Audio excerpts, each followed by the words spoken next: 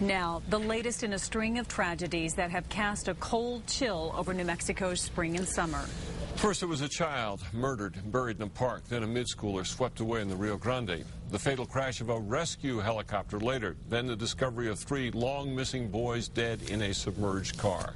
And now, another wrong-way DWI catastrophe. News 13's Jessica Garatez is in the Newsplex. Friends of the victims watched it all happen. I was the car right behind it. 4 carloads of kids headed to a party late Saturday night in El Dorado. Clay Kinnard was in one of those cars. He saw a silver Jeep plow into his friend Avery Kaufman's car, which 4 other teens were also riding in. Was traveling in the middle of the road, and then he swerved over into the wrong side of the road, and Avery swerved out of the way, and he T-boned her, and the car flipped around once. Kinnard and friends in the other cars ran to help and called 911. I was trying to yell their names, and my friend Mikkel shined a light on them, and I just saw them laying there. Santa Fe 911, where is your emergency? Las Vegas Highway. Friends who saw everything made tearful and frantic calls to 911. Tell someone to get out here. It's really bad. I mean, half the car's gone. Okay, sir. Are there injuries? I think people might be dead. You can hear sobs and screams in the background. Oh, my God. Please, come quick. As friends felt helpless waiting for paramedics. They got hit. I don't know if any of them, they're bleeding. I don't know what to do. After checking, the teens tell the dispatcher most of their friends don't have pulses. Then one of the teens checks on the driver of the Jeep, Scott Owens. Hello, are you okay?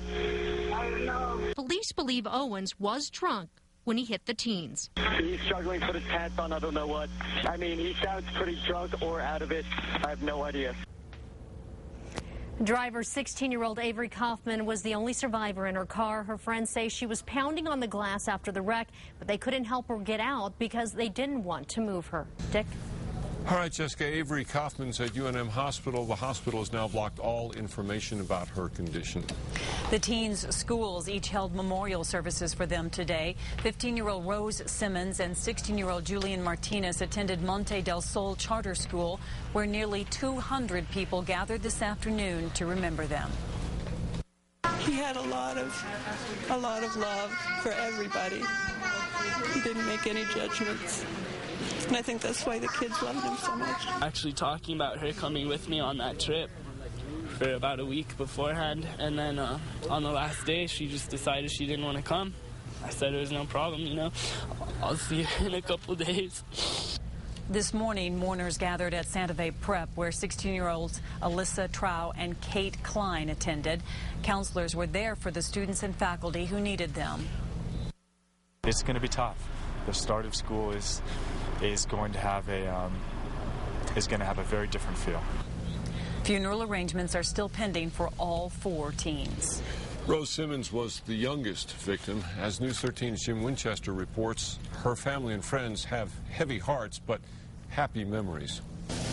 Me and Rose met at church. For a few minutes this afternoon, pictures and memories allowed Zoe Manick to forget about the pain of losing a best friend. The first time we hung out, she came to my house and we made yellow Jell-O and we dyed each other's hair.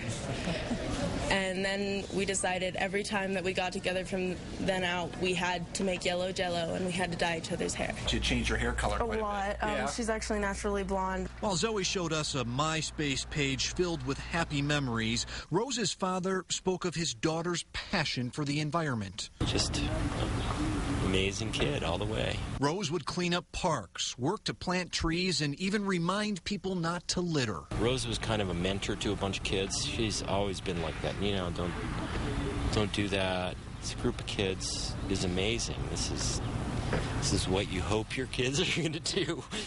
You know. Committed to causes, but light of heart. That's how family and friends will remember Rose. I don't know, we cracked up about everything.